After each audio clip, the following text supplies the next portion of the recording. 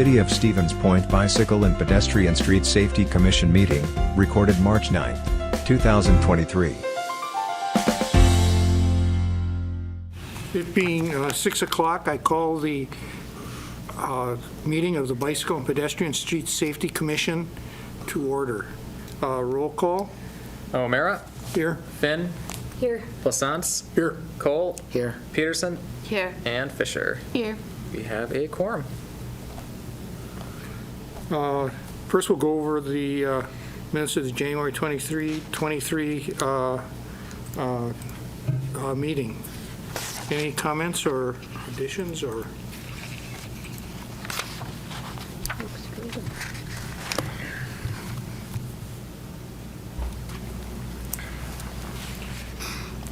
Hearing none, I will entertain a motion to approve the minutes as published.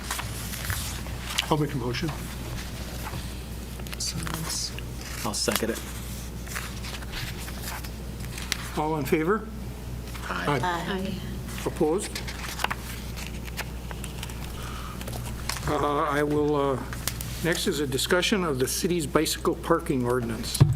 All right. Thank you, Chair. So there's a lot of detail, a lot of more historical information here in the packet, so I kind of want to walk through a little bit about this and really how we got to this discussion that we're going to have this evening. So, as you all know, the city first adopted a bike parking ordinance, say a number of years ago, I believe back when this commission was still under BPAC, so a good 5-6+ years ago now. And, with any ordinance, this being included, it was a tremendous first step in terms of making sure that really multimodal transportation infrastructure is provided for any new development. Now, with that said, city staff and this commission back a number of years ago recognized that it is reasonable for there to be some tweaks to this bike parking ordinance, specifically back in 2017, 2018, when the city was undergoing a rewrite of our zoning code. Just as a side note, that rewrite ended up not happening. But when that rewrite process was going on, the city and city staff and this commission worked together towards basically looking at a rewrite of this bike parking ordinance. And so what I have included for you in the packet, so just for context, page 29 page 37 and 38 is our existing bike parking ordinance. Pages 39 and 40 is essentially what was discussed about and generally agreed upon by this commission. Specifics as it relates to location of bike racks, the differentiation between short-term parking and long-term parking. One thing that I really like on page 40 is specific imagery saying these are the types of infrastructure that does not meet these design requirements. These are ones that do. And then really one other facet of the bike parking ordinance that was talked about at length a few years back was really the metric to determine how much parking is needed. There is a table that was created by this group a number of years ago, basically outlining a list of land uses and the metric to determine how much bike parking is needed for a new development, an addition, etc. That metric was basically used that table was used to coincide with our zoning code rewrite at the time. Since our zoning code rewrite is dead, frankly, and I don't foresee, unfortunately, that there's going to be a zoning code rewrite anytime soon. What I have in pages 41 through 44 is using our existing land use table that differentiates really how much off-street parking is needed by land use. What I did is I added another column on there for bike parking, incorporating really the comments that this commission made a number of years ago. So I want to go a little bit further into, why this commission back at the time talked about changing the metric for how we regulate new bike parking facilities and new development. So I mentioned in the packet just a couple of reasons specific to the metric. So the image on the screen here, the top chunk, really outlines the metric to gauge how much bike parking is needed. So if you have a new use providing 20 on-site parking stalls, but less than 100, you're required to have 6. These would be for multifamily, residential development, industrial, commercial development. And then if you go over 100, there's stats as to how much more you would need. Naturally, there's some discrepancies, there's some deficiencies when using that metric. Some of the examples I gave was, car washes. If you're going to go to a car wash, you're going to be using your vehicle to enter that, to utilize that land use. You're not necessarily going to take a bike to a car wash. So why would we require under today's code to have bike parking facilities? Same through with like a drive-through coffee establishment like Scooter's Coffee that was approved last month along Highway 10 East.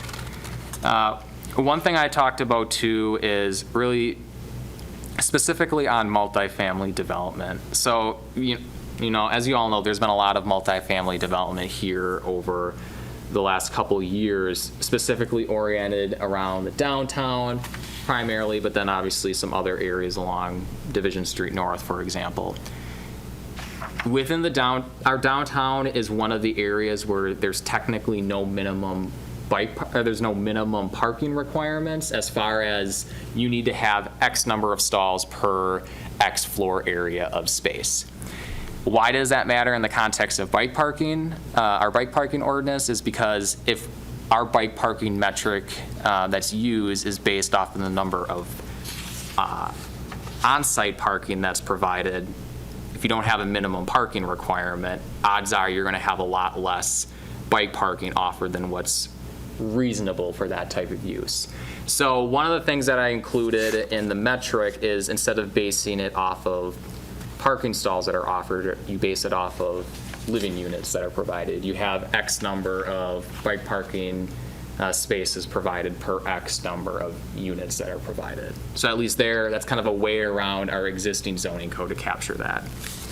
And then lastly, industrial uses. Currently we base parking requirements off of floor area. Naturally, there's storage areas within an industrial complex that's technically counted towards bike parking. In practicality, at least my opinion is having the amount of bike parking provided based off of the number of employees, personal opinion would be more practical and really grasping and really honing in on the demand for those facilities and who's ultimately going to be using them. So really, this discussion that I wanted to have with you is I'm going to split this up into 2 parts. First, talking specifically on the metric. So going through pages 41 through 44, is there anything that stands out that you say, yes, I like this, or no, you should look at something differently as far as the ratio under the bike parking column? And then secondly, once we finish that discussion, we'll talk about just the broader ordinance that this commission reviewed back a couple years back on pages 39 and 40. And the last thing I'll say before kicking it back to the group, why are we having this discussion even though the commission generally approved this, is that there's been enough turnover from this commission over the last few years that I think it's important that since we have new members and this ordinance ultimately was not adopted, that this commission, the current representation of this board should have really the final say on it. So I'll stop talking and we will start base with the bike parking ratio. So pages 41 to 44. So is there anything, I'll just start out, is there anything that stands out that you think is incorrect, either too strict, too relaxed? Again, this is just a draft form, so anything, no answer, no comment is a bad comment.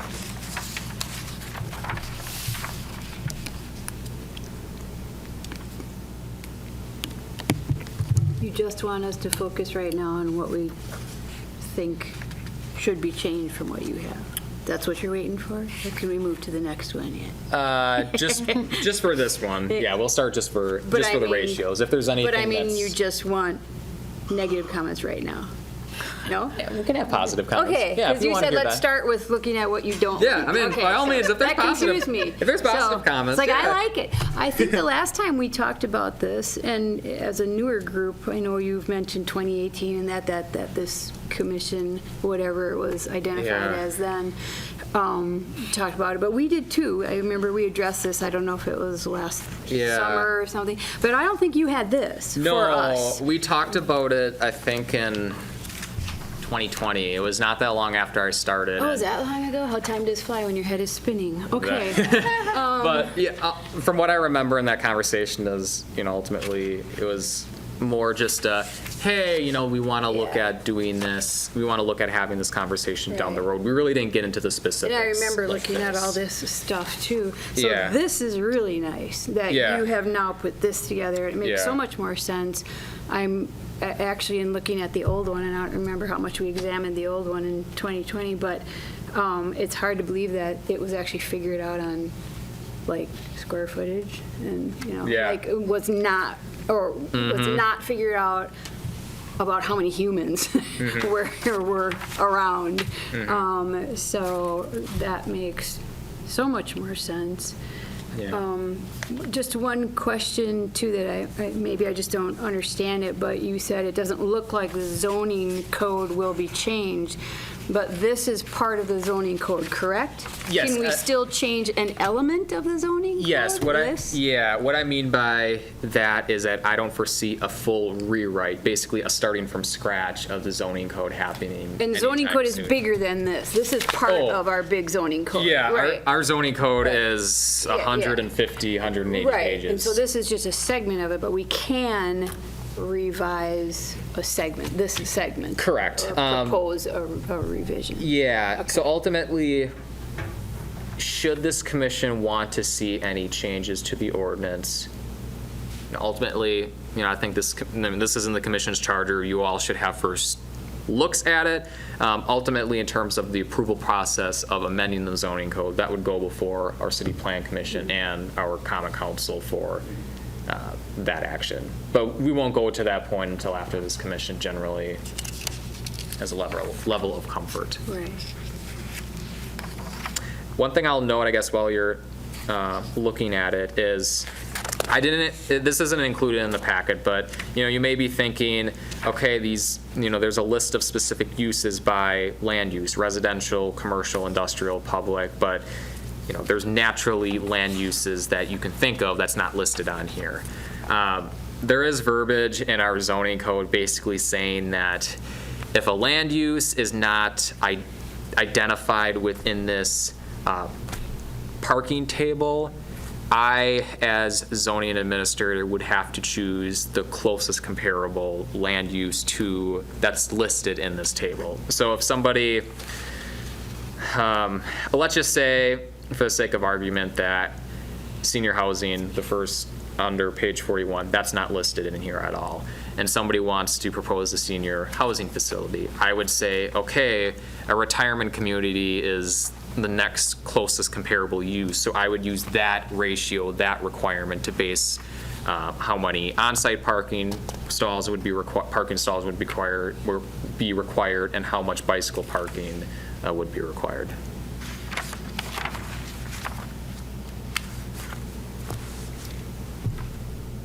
I think we have a really good start here. I could look at some of these and say, gee, if I picture this with businesses I go to, whether I think that it's reasonable. For instance, the 3 per bay for vehicle service, that means Chet's would have 9 parking spaces, and they barely have 9 employees. So Yeah. I think that there's some, it'd be best for us to go and by ourselves go and say, well, let's look at these examples and see if they make sense to what we have in town. Now, it's not that they don't have any, so they shouldn't have any. It's that, what would be reasonable? How many people who do this would reasonably have it? And that wasn't to pick on vehicle service, it's just that and is a bicycle vehicle. Well, and also Yeah. with retail places or service places, you're not just considering employees, I don't think, you're considering customers. Yeah. Probably not then people bring their bike to And- Chet's yeah. auto service, but. And that's why specifically we'll do the vehicle service as an example. So this would be on the top of page 44. That's the reason why, in terms of the number of bike parking spaces that would be provided, you have a minimum amount for vehicle sales, because, I think it's reasonable if you're in the market for a vehicle, it's not an automatic assumption that you'd be using a vehicle as means of transportation. If you're solely looking for a vehicle for purchase, for rent, for lease, whatever. Vehicle service, on the other hand, if you're going to go to a vehicle service facility, by and large, you're going to be taking your vehicle there. So it doesn't seem practical to require that. I usually take my bike out of the vehicle, Right. then ride to work. Yeah. I drop my bike off. I do that too, and so Yeah. perhaps if you're taking a test drive, you might need a place to park your bicycle for a short period of time before you Yeah. take it back. Well, But so it's mostly, in that case, it'll be for the employees. Yeah. But I think we just have to go through these scenarios in our head. Yeah. Yeah, For we can't each one. specify every single one. No. I was No. thinking about my business as a retail bicycle business. We have places inside for our employees to park their bikes. We do have a small bike rack out by the front door, but when people bring their bikes to the shop, they usually bring them inside for service or vice versa. And we have a pretty big parking lot. Yeah, and I'll say how this is written. You see under most sections, like I'll look on page 43, under outdoor recreation, under personal service, under retail sales, there's the all other uses section. That's really supposed to encapsulate, so for this case of outdoor recreation, a certain outdoor recreational use that's not listed, that's not explicitly a campground, golf course, horse stable, stadium, etc. So that's kind of where, specific to the bike parking, I just have the as determined by the zoning administrator talking about, okay, what's the closest comparable use to that? And whatever that closest comparable use is that does have the minimum bike parking requirements, that's the metric that would be used. And this is just for like new developments. It's not like if I open a business in a building that already exists, like downtown, So it would be for new developments, additions. Reasonably, it could be for a new use starting within an existing building. With that said, in the case of downtown, for example, by and large, if you change from a restaurant to a floral shop, let's just say, you're not going to be required additional vehicle parking spaces. Downtown's maybe a bad example since there is no minimum requirement, but what I'm getting at is, by and large, though, if there's a change of use within an existing building, the metric that's determinative of on-site parking, that would stay the same. So odds are there wouldn't be a change of bike parking that would be required, but can't say that for certain. Odds are there may very well be a type of use that could. Case in point, this is a very egregious example, but like the convent redevelopment. You're utilizing the same footprint of the building, but there's a lot more units that are being incorporated. That would be a good example of a use that prior to the current rehab of that building, there really wouldn't be any parking required, but now there would be. And I'll tell you the most famous one at Stevens Point, when Belts became an ice cream stand, it was vacant as a gasoline station. And They didn't want to give them a permit to open up a gasoline station because there'd be too much traffic. So now they have belts, which has lots and lots of it. Say. But that's a sort of a famous Stevens Point one. Okay, I guess other comments so far? Positive, negative? Again, this is just, I know there's a lot here, but Yeah, well, my curiosity with that was just like, so I had a business downtown, and I could have used more bicycle parking. I had teen customers, so like they all biked to my shop. They would bring them in the store because there wasn't bicycle parking there, or they forgot their locker or whatever. But like, I lost where I was going with this. Oh yeah, but as a business owner, if I could invest in that or have to invest in that, where would some, like a straight downtown business put it? Because it's all very compacted out there. that's a very good point. And I'm just thinking in the top of my head, we do have verbiage in our zoning code as it relates to off-site parking. So basically parking stalls to accommodate a use that's not located on that same property. I don't believe in that bike parking ordinance here on pages 39 and 40 that it really addresses off-site bike parking, but I mean, that's reasonably something that we could include to say, the case, an example that you gave, that if a business owner wanted to provide off bike parking for their business, but the reasonable location for that would be off-site, what sort of rules, requirements, what would be the process for allowing that?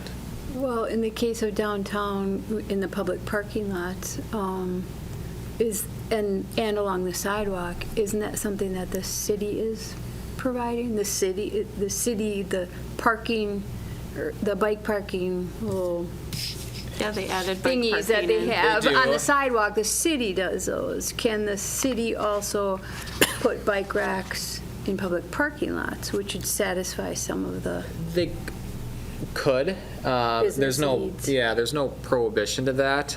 There's just a little bit more forethought as far as the placement of that, the location of that within, making sure it's not going to interfere with the parking aisle, or it's not going to be too close to any adjacent parking stall, Right. stuff like that. Right, yeah. Yeah, it's But- possible.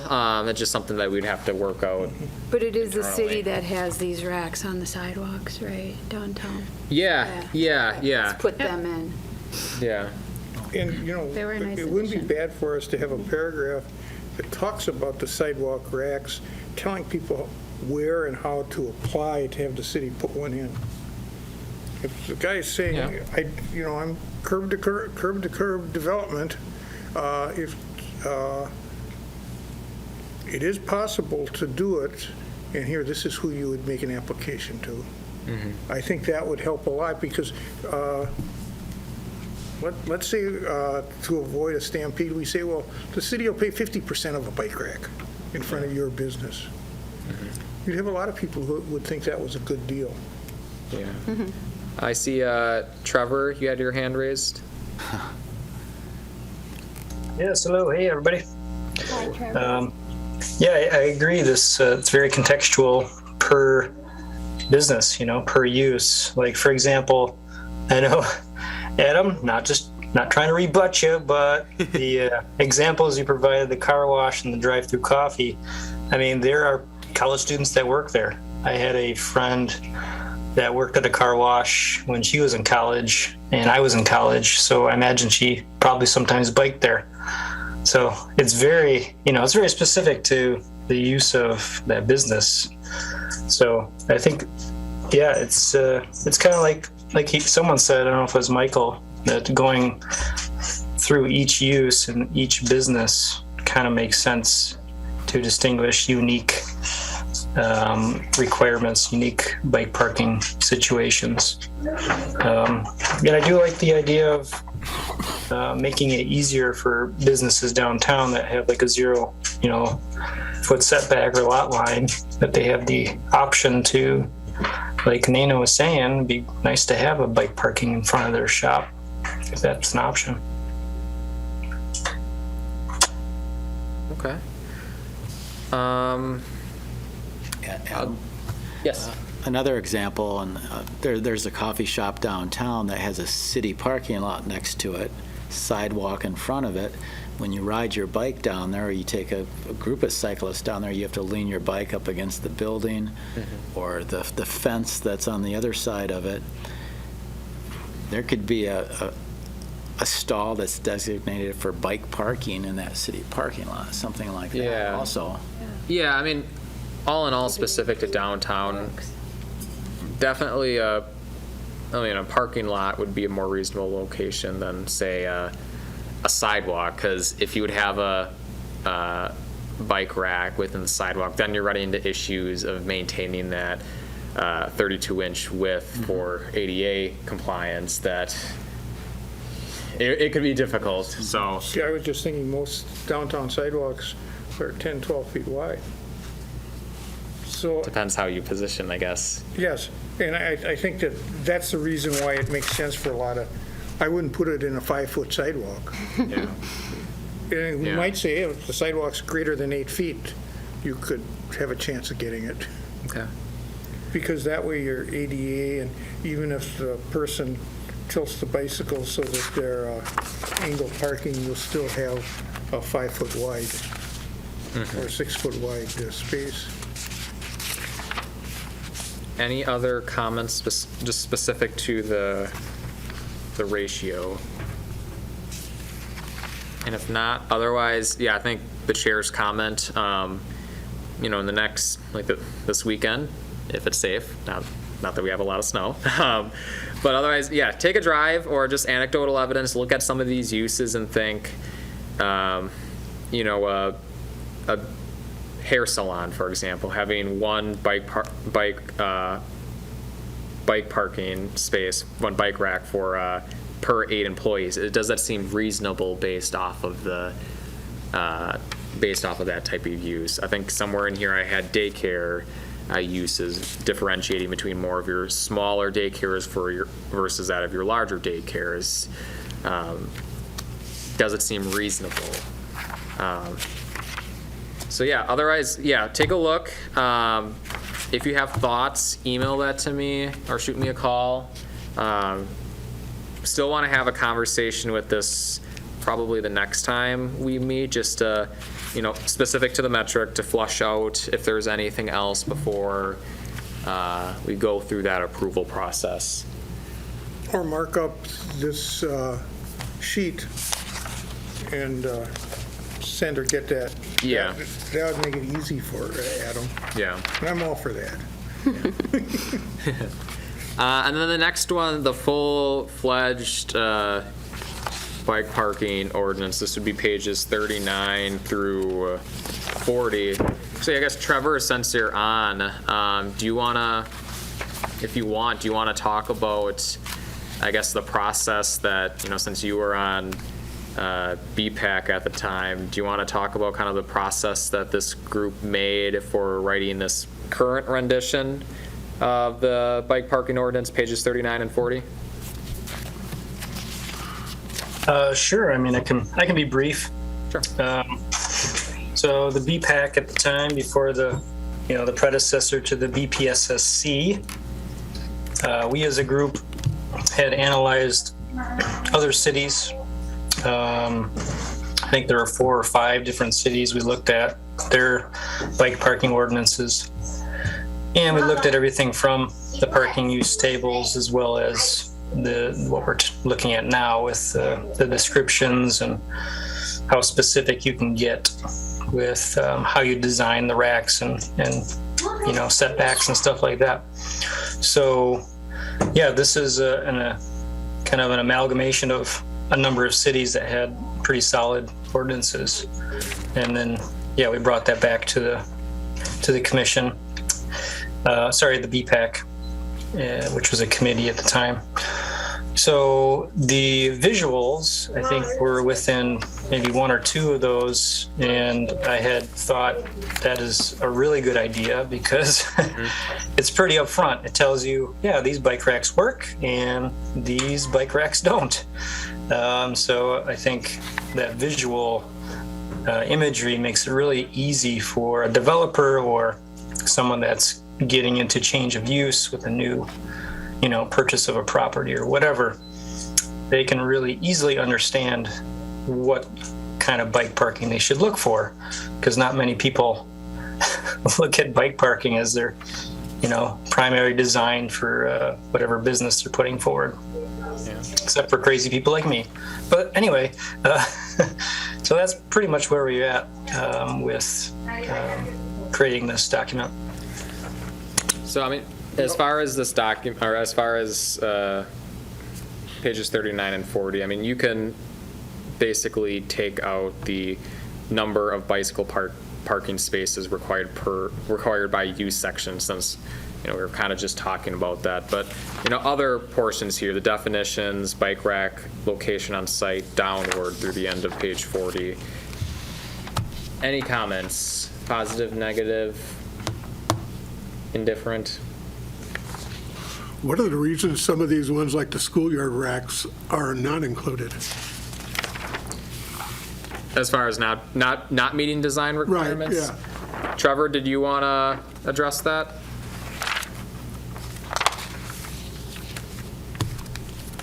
Sure. Sorry, I just had to get the mute button there. So the grid or schoolyard rack has a name in the industry. It's called a wheel bender rack. And even though it's common, we see that is the most common bike rack here in Stevens Point and probably across Wisconsin. What happens is there's typically one touch point. It looks like you can park maybe 8 to 10 bicycles within a single grid rack. And when you insert your wheel or your tire into the grid rack, it is touching at one spot or possibly two just on the wheel itself. What happens is sometimes, or many times, if you walk across the UWSP campus, you can see a lot of bikes, they'll fall over. Even if it's just someone that's parking their bike and they accidentally touch another bike. So they'll fall over and end up bending the rim of the wheel. So because of that, they're not designed well to support the bicycle. So that's why it doesn't meet the zoning code in this draft ordinance. Okay. The other thing is we did allow that they were allowed to submit sculptural or artistic bike racks to the administrator for approval. And WASA has quite a few of them. And I think that it's important. I think it's important because I'm the one who got it in. But I think that is really important because we don't want it to think that, well, these are pretty ugly. Somebody might say they are. Other people, Trevor may say they're all beautiful. But there are other ones. I've seen them where they're shaped like a bicycle, and there are lots of places that you can chain them up to, or they have. I was outside the National Geographic, and they had like hoop wraps, except that the National Geographic globe is in the middle of it. But you could do it, and it's aesthetically pleasing, and I think that it's a good thing for us to look at. Okay. Any other comments? Or are you generally comfortable, supportive with these two pages? I like the approach. I think this is the right approach, and Getting the details flushed out with this group before yes. Plan Commission and, yeah. Why did you say the segment, the required by use segment would be stricken? Is it just that needs to be changed? It would need to be basically updated to Okay. reflect Okay. the land use table a couple pages in. Sure, okay, So, but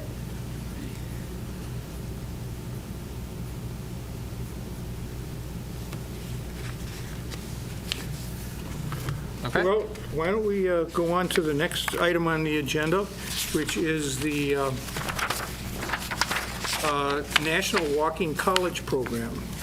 Yeah, so this was something that Commissioner Fisher brought before me. And yeah, I'll preface by saying that the application is due tomorrow. I don't expect any of you to submit an application within 24 hours, but this is a program that's offered every year, so this is more so bringing you up to speed on this program. And so if either of you, any one of you, members of the community you may know who may be an asset for applying to this program, at least you're familiar with it, that you can spark that conversation. But really the skinny of this here is it's a program where where AARP and America Walk selects I believe it's about 2 people around the country each year to essentially do an extensive walk audit of their given community, kind of akin to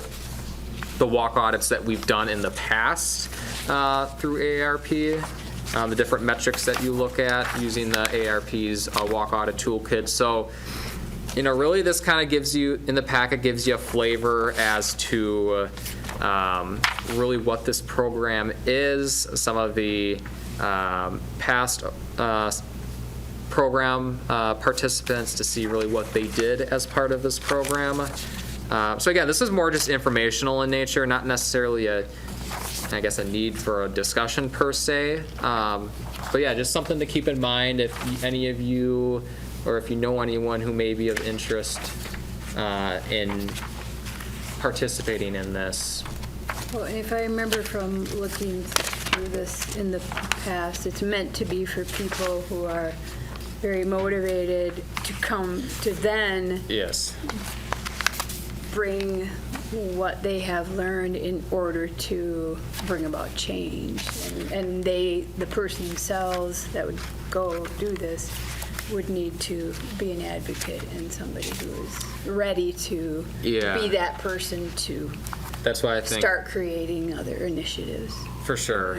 And that's why I think, any one of you would be perfect, since, you're all on this commission for a reason, because you're passionate about the scope of this commission and what it does. So, Commissioner Fisher, is there anything you wanted to, touch on? Well, I thought it also was more like if you had a specific spot. So it wasn't like, it seemed like it was an entire walk audit to me from what I saw, was that maybe you did a walk audit or you already knew a specific spot in your town that needed the change, and you talk about that when you apply, and it's like a 5-week course, I think. Yeah, 4 or 5. Yeah, and then they would help you write and figure out a way to bring that forward to your city and have that changed. Essentially this grassroots initiative, so. Yeah, I guess if there's any questions, let me know, or if you think about this in the weeks ahead that you might be interested. Otherwise, if you have questions, let me know. Please. Next. It's the last one. Okay.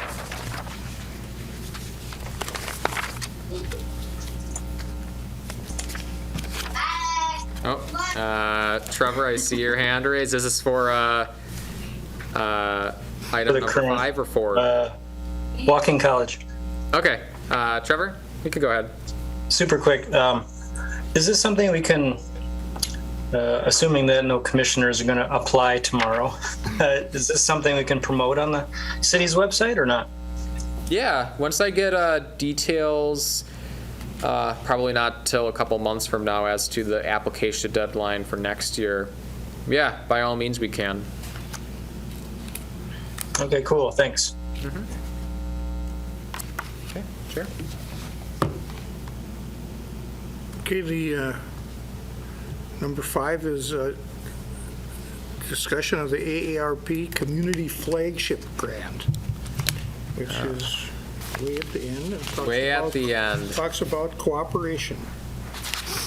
Yeah, so this was something that I've been working on with our Public Works Director and our Transit Superintendent. So essentially an overview of this grant program. It's meant to be a grant program that provides small, easy to implement projects covering any one of these areas that you see on the screen. It's honestly a pretty wide-ranging scope if it's focusing on housing, community engagement, public information, information technology, more infrastructure, tangible improvements.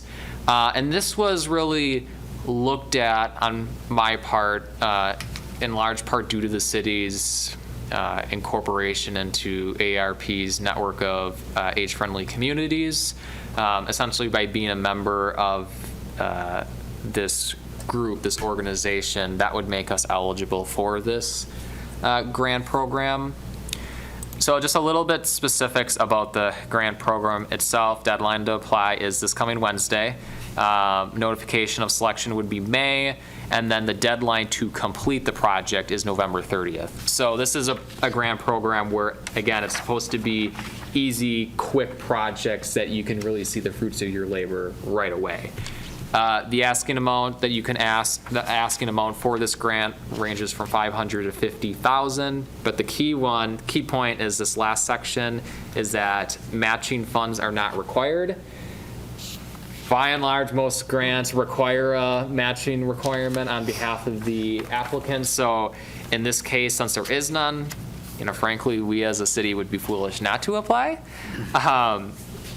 So after some internal discussions as to really the scope of the project, what we should be targeting, the idea that we came about with is to install age-friendly benches along key transit stops based off of demand, based off of ridership, based off of really the location within the city. So the areas that we came about with were, it's really hard to see here, but basically on Johns Drive, right in front of that multifamily apartment complex, kind of kitty corner from Festival.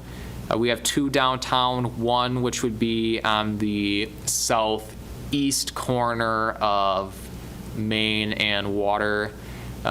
This third one being along the umbrella sculpture on the light pole along the Green Circle Trail, looking at having some public benches there. The fourth one being by Save-A-Lot, and then the fifth one being by one of the city parks over on Bush Street and Michigan Avenue. This is a project that other communities have been awarded for that same type of work. So, in the scope of could we reasonably be awarded the grant? I'd like to think we could, given other communities have received funds for the same thing. But really, like I said, a lot of work has been done on my part on Scott, our Public Works Director, and Talon, our Transit Superintendent, really to, again, find locations that would have the demand for it, but also have the space to coincide with it. Because one of the things that I'm hearing a lot, especially in the context of our comprehensive plan update, is, folks are generally supportive of our public transit system here in the city, but there's concerns about really that missing middle, so to speak. I want to get to a grocery store. I want to go to Metro Market, let's just say, and I live on the north side. Once I get from a transit stop, once I get to a bus stop to Metro Market, it's pretty straightforward, it's pretty easy. But really bridging that gap between home or work to this bus stop, what are ways that we can try to make this bus stop more open, more friendly to people? Benches is really this first project. I've been toying around with the idea of adding, in the context of bike racks, finding some bus stop locations where there'd be enough room to add bike racks to really close that gap in coverage from work/home to really their given destination. So again, this is more of an FYI that, as you can see on the last page, this went through finance and council as far as the authorization to apply. The deadline, as I said, would be this coming Wednesday, and we'll find out our results in May. So since really the whole scope of this project, focusing on the livability of Stevens Point, that's all interconnected with this commission's work. So that's why I wanted to, raise this conversation with you, just to bring you up to speed. Did you say, Adam, that there is one plan for we went on the walk on it, we went there by the river, that big intersection. Yeah. Oh, Crosby and Yeah. Crosby and Water. Water. And there's a bus stop there. I think it's Water in Maine. Yeah, it would Is it be Water in Oh, Maine? okay. Water in Maine. I'm just gonna, Is that one of the ones you said? yeah, it would be Water in Maine. It would Okay. be, I'm just gonna pull up the, Because I know that she mentioned at the walk on it, she mentioned that there was no benches or anything for people to sit. oh, this is really spazzing out right now. This is not gonna work. Well, and it's that area that we hope Yeah, right to there. I am. develop, right? And I don't know if I'm on Zoom that it's really wonky, but There it is, right there. yeah, you can see right here. So this would be really the general location Okay, where one of these would be. okay. So so having benches at these places, one of the main reasons would be for if people have to wait, right? yes, Yeah, a so comfortable place for them to wait for the bus to come. yeah, because I mean, Yeah. obviously, Commissioner Peterson, you know more than probably any of us, given your role on the Transportation Commission. But yeah, I mean, we have a great transportation route, but I mean, the potential wait times at certain areas could be longer. So trying to make, if somebody would have to wait, making that wait more accommodating, especially, if people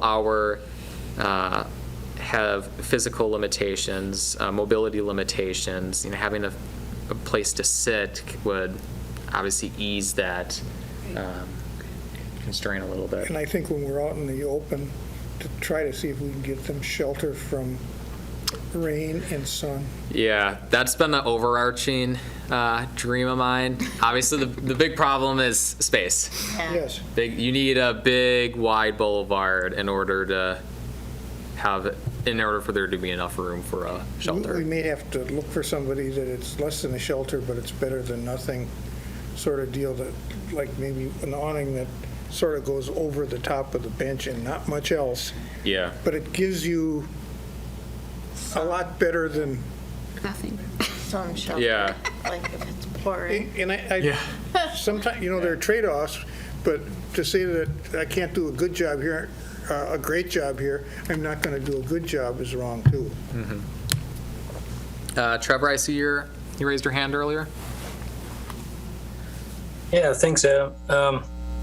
So yeah, I think it sounds like a more comprehensive approach would be very beneficial. I'll just share my recent example, riding the bus. Hitched a ride on the green route, then transferred to the blue route, and went to Metro Market. So anyone that's been in the Metro Market bus shelter, stop shelter, it's one of our better shelters. Having that was a big deal when it comes to wind, right? Having that shelter is a big deal. However, when I mentioned comprehensive analysis of each stop, the stop is actually disconnected from the Metro Market, which is really weird because Metro Market is on the map. It is the stop. It's on the bus route schedule, but you have to go onto the street. There's no sidewalk. There is a sidewalk, I guess you could call it a connection to the parking lot. However, that is about 80 to 100 feet to the north. So the bus stop that one right there could benefit from a sidewalk that actually connects right to the parking lot, which is literally, 10 to 12 feet away. But right now it's rock. So if you're using a wheelchair, you have to go around, and it's a little more dangerous for you. Or a walker. It's not easy to navigate. So I think, Adam, if you have a chance to, I know it's Wednesday coming up here, if you have a chance to ride the bus and assess each site, I think that would make a mile of difference for people who want to apply. Yeah. Tuesday.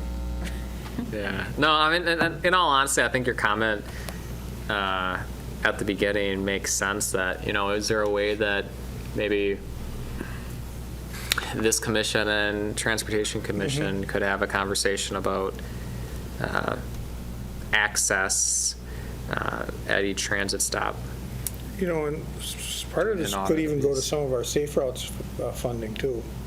Getting a sidewalk to go to Metro Market from the bus stop, that's a made in the shade deal for safe routes.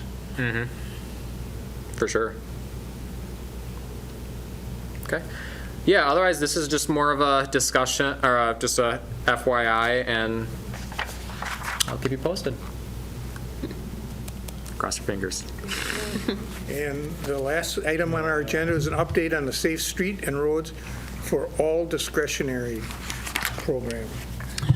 Thank you, Chair. So we talked about really the program, broadly speaking, a lot last time. Just a skinny version of it is Safe Routes to School program is a grant program funded through the bipartisan infrastructure law that provides financial assistance for a planning grant and an implementation grant. A planning grant essentially being the creation of a Safe Streets and Roads for All plan, really focusing on, very intuitive with the name, but really focusing in on an analysis of transportation, of our transportation network, and making sure that this transportation network is safe and readily accessible for all users, motorists, pedestrians, bicyclists, etc.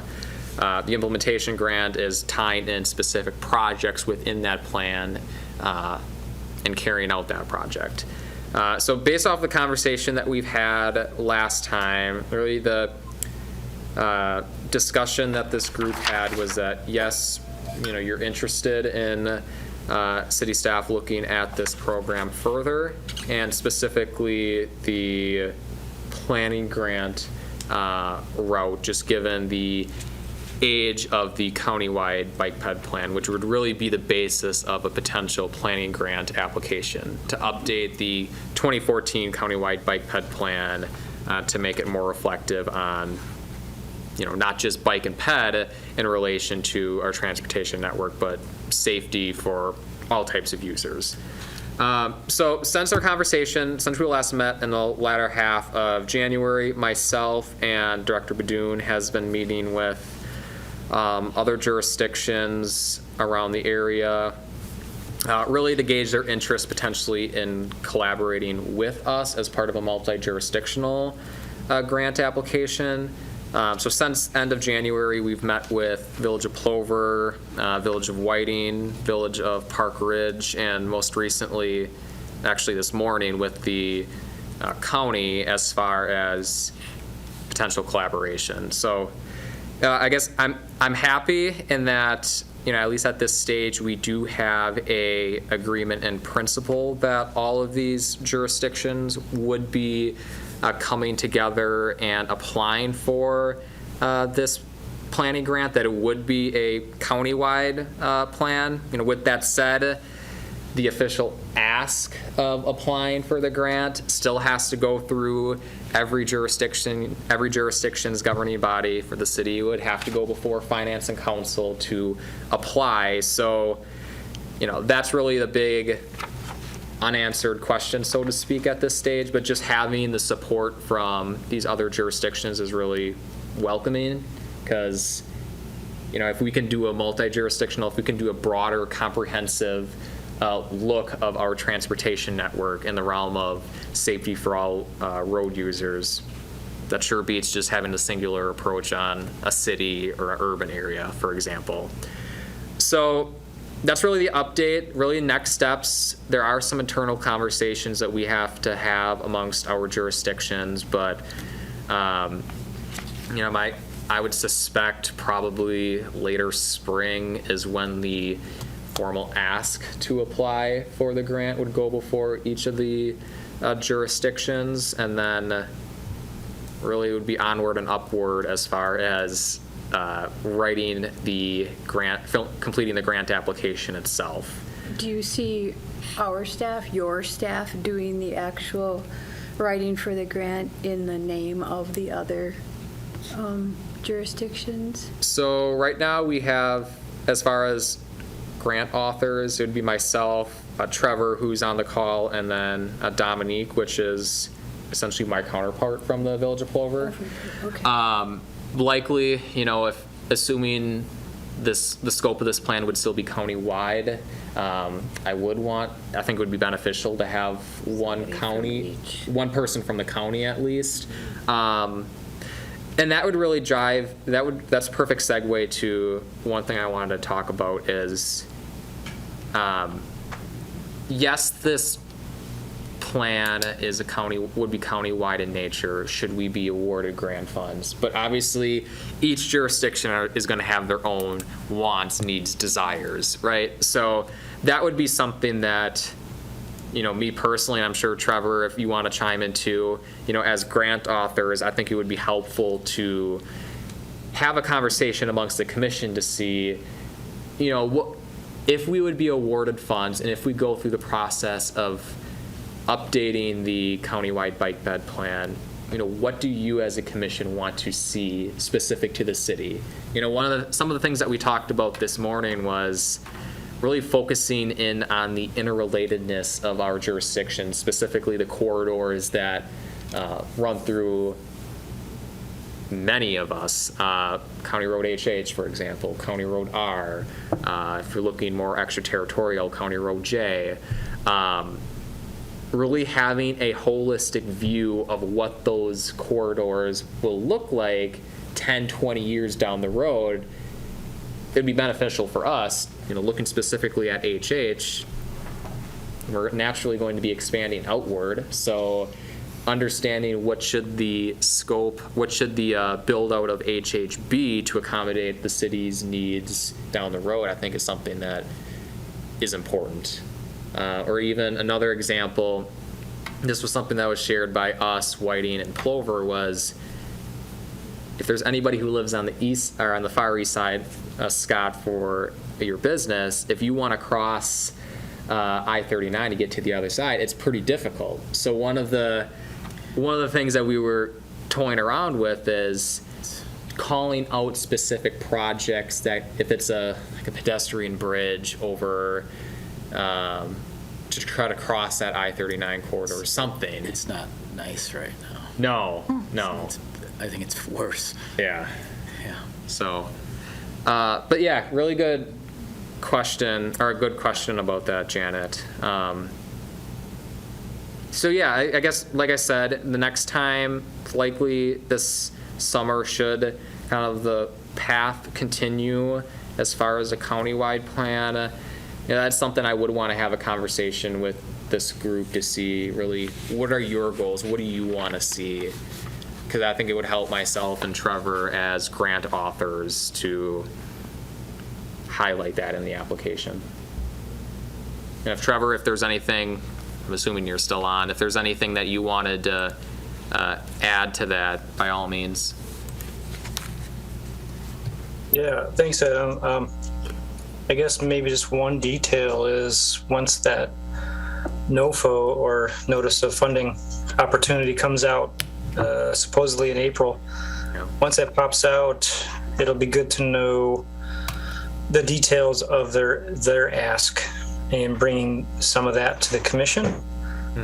Because from my understanding of the last year's NOFO, like I've never seen before, it's kind of nice that they're getting into more of requirement of more robust public engagement as well as social and climate equities.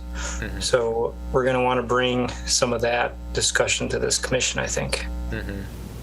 For sure. Any questions, comments? Yeah, otherwise then keep you posted should things progress further. There being no more business, this meeting is adjourned. Video recordings of these meetings are available on the city's website, stevenspoint.com/videos.